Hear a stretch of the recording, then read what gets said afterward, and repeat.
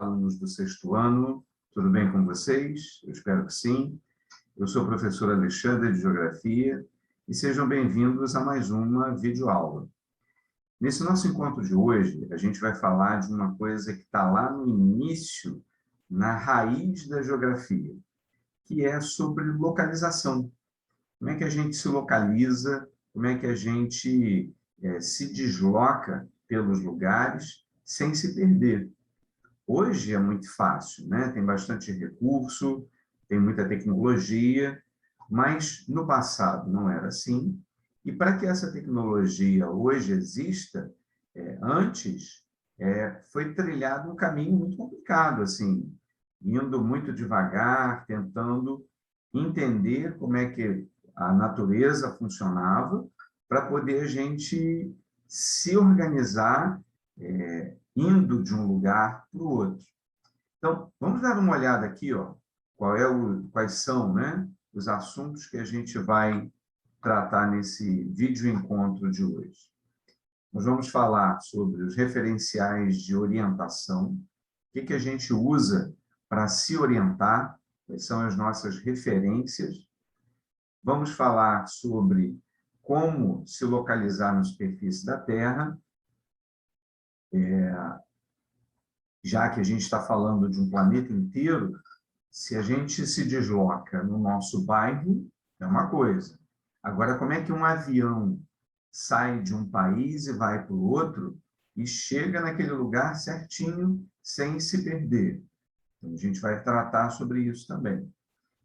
Interpretação de mapas, a gente vai falar um pouquinho sobre cartografia, da onde os mapas surgiram, quais tipos de mapas tem, e, junto com isso tudo, falar dos movimentos da Terra, que tem uma ligação também, para a gente entender as orientações de localização, para a gente saber para onde nós estamos indo, a gente depende de entender como é que a Terra se movimenta. E ela se movimenta, né? Vocês já viram isso lá no passado também. Então, ó, para a gente começar essa nossa conversa, vamos falar de orientação a partir de uma outra conversa. Me acompanhe aqui, ó, nessa tirinha da personagem Mafalda. Deixa eu pegar aqui a minha canetinha laser, que é essa personagem aqui, ó, que está conversando com dois amigos dela. Para onde vocês acham que a humanidade está indo? E aí os dois respondem ao mesmo tempo. Para frente, é claro. E aí começou uma discussão. Ué, para frente? A frente é para lá, cada um apontando para uma direção diferente. Lá não é frente. A tua frente não é a minha frente, mas é a minha frente. Não! E aí a Mafalda concluiu. Estou começando a entender por que é tão difícil a humanidade ir para frente. Então, essa é uma questão, né? Onde é que é a frente? Quais são as direções que a gente tem que usar para sair de um lugar e ir para o outro? Como é que a gente se orienta para ir na casa de alguém, ir num comércio, ir para a escola? Como é que eu aprendo a me deslocar de um lugar para o outro? A primeira coisa que a gente precisa entender, até para resolver essa questão aqui dos dois meninos, a gente precisa de referenciais. O que são os referenciais? São coisas que a gente usa no espaço, no nosso campo de visão, que ajuda a gente se deslocar, ter como referência um ponto de partida para chegar num outro lugar. Vamos olhar para esse mapinha aqui, ó, para ver se a gente entende melhor. Para quem está aqui no supermercado, a frente dele é o shopping. Mas quem está na escola, a frente é o hotel.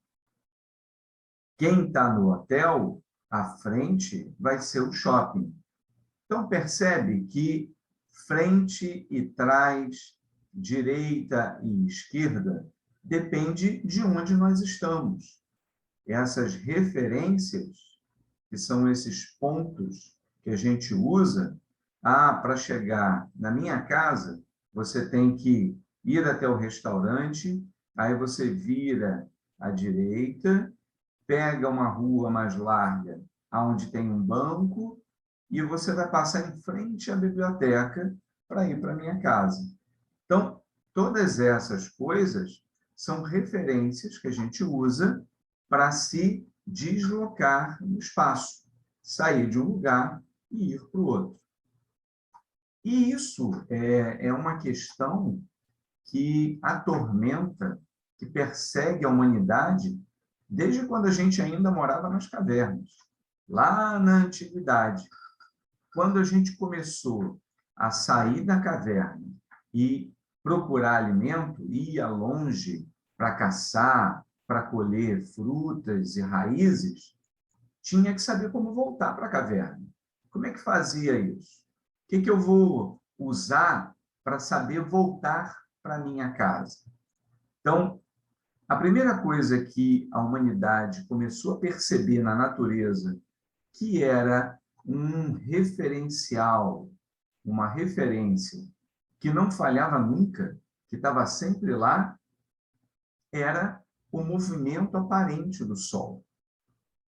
A gente começou a perceber ao longo do tempo que o Sol ele sempre nasce num lugar e sempre se põe no lugar oposto, na outra direção, com pequenas variações ao longo do ano, um pouquinho mais para um lado, um pouquinho mais para o outro, mas ele sempre nasce numa determinada direção e sempre se põe na outra direção. E isso não falha nunca. Então, esse foi o nosso primeiro referencial como humanidade para se deslocar no espaço, para sair de um lugar, ir se alimentar e saber voltar, conhecendo lugares novos e registrando esses lugares a partir desse movimento aparente do Sol. Então, a primeira referência, que foi o Sol, a partir do seu nascimento, da onde ele nasce, né, todos os dias, deu-se o nome para esse ponto aqui de Oriente. Então, o que a gente chama de Oriente é o ponto onde o Sol nasce. Com o tempo, o Oriente também passou a ser chamado de Leste.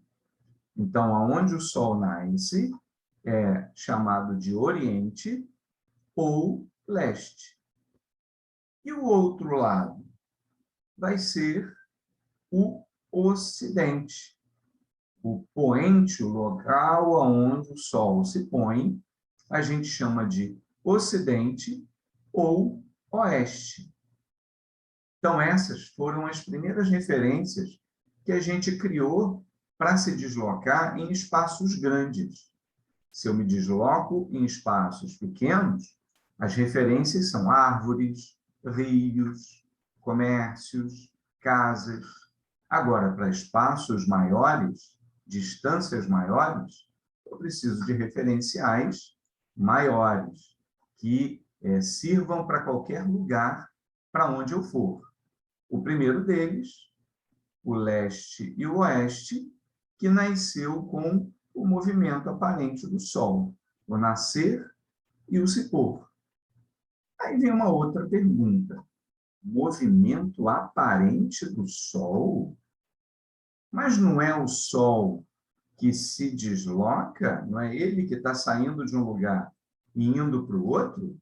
Por que é movimento aparente? Vocês também já ouviram falar que, na verdade, o Sol não se mexe, ele não se movimenta.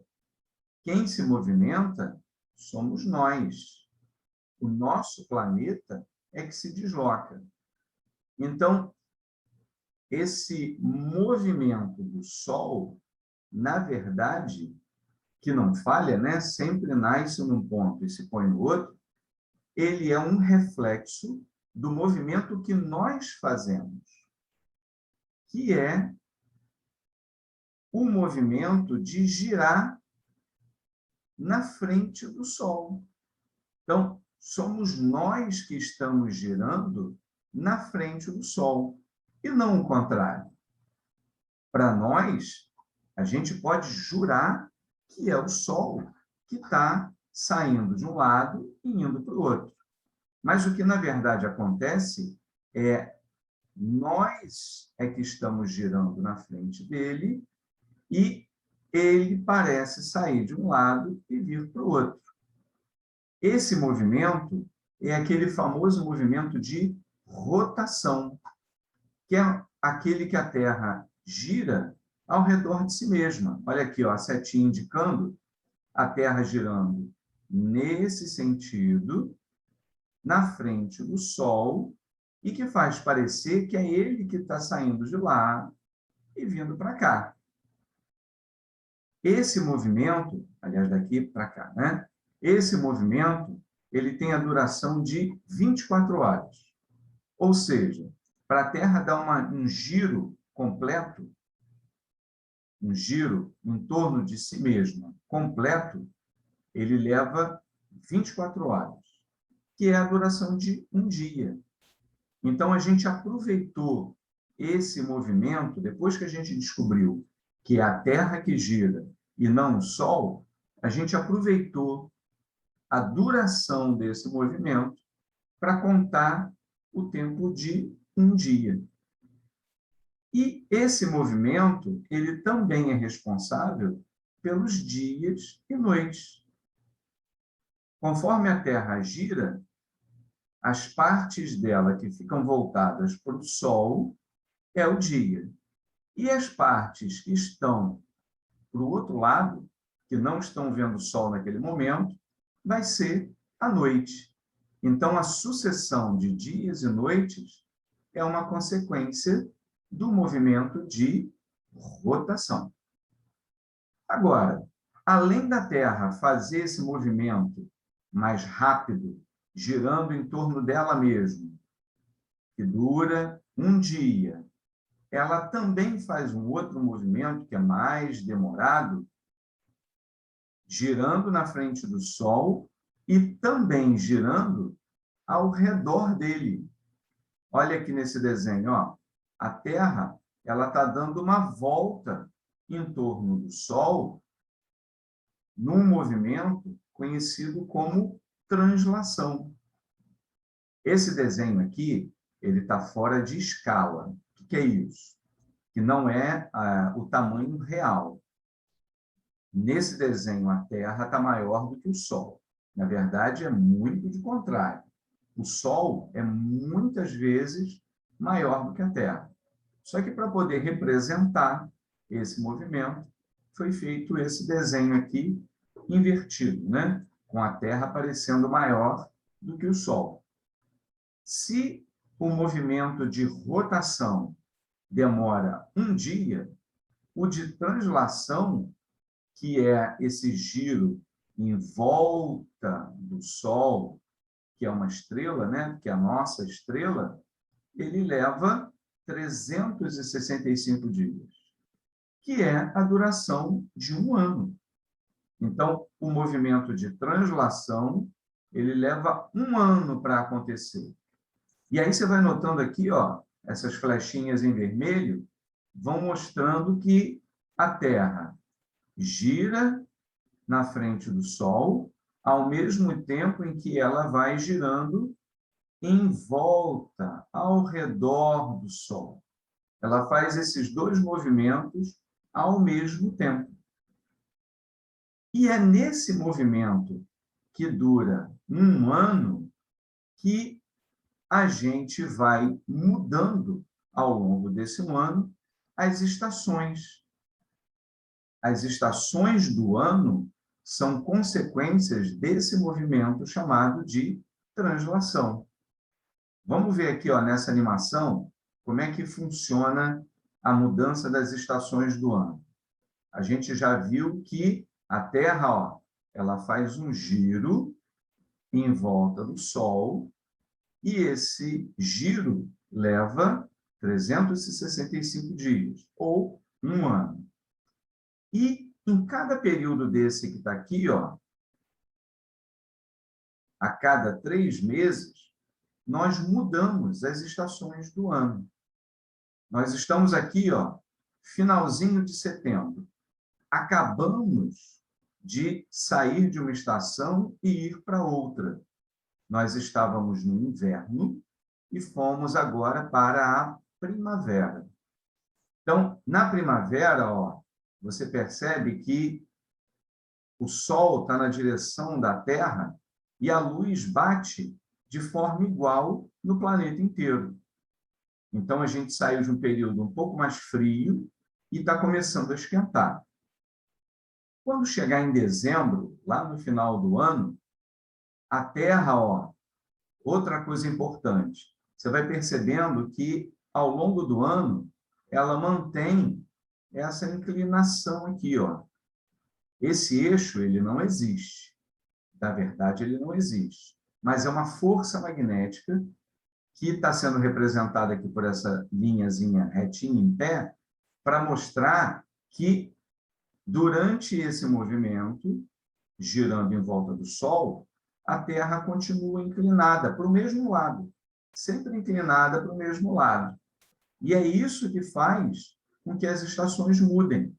Porque quando chegar aqui em dezembro, ó, o Sol ele está batendo muito mais desse lado aqui, ó, que é o sul, o hemisfério sul da Terra, recebe mais luz, recebendo mais luz é mais calor.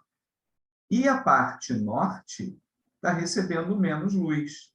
Então, essa parte escura aqui, ó, está representando aonde o Sol não bate. Então, no sul tem mais luz, no norte, menos luz. Então, a gente, de setembro para dezembro, vai sair da primavera, vai esquentando, esquentando, até começar o verão. Já o pessoal do hemisfério norte, que agora está no outono, eles vão para o inverno. Por isso que, em dezembro, quando a gente vê aquelas imagens da Europa e dos Estados Unidos, o Natal deles é com neve, porque é no período de inverno. O nosso Natal aqui é bastante quente, né? É aquele calorzão, porque é o nosso verão. As estações, elas são invertidas. Então, verão para o sul, inverno para o norte. Quando chegar em março, igual para todo mundo. Vai ser primavera para o norte, outono para o sul. Quando for em junho, aí, ó, trocou. Aqui no norte, mais luz, no sul, menos luz. Vai ser verão para o norte, inverno para o sul. E depois começa tudo de novo, né? Porque esse movimento, ele não para nunca. Então, o movimento de translação, ele é responsável pelas estações do ano.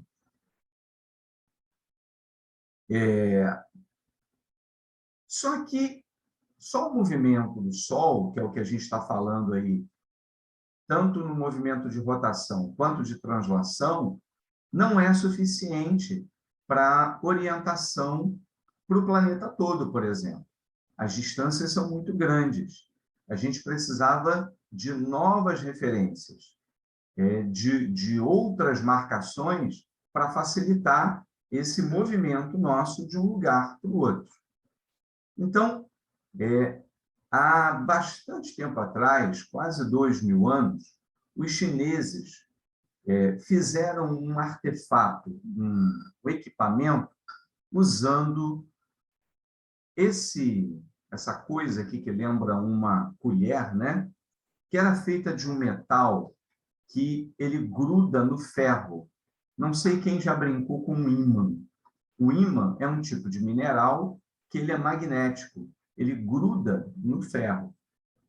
E os chineses perceberam isso com o tempo e criaram esse artefato que era usado para previsão do futuro. Era uma coisa meio mística.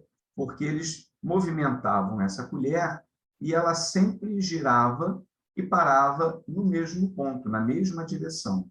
Então, eles foram percebendo com o tempo que esse metal e essas marcações deles podiam ter uma relação com o planeta todo, com toda a Terra. E, na verdade, tinha, porque a Terra também é um grande ímã.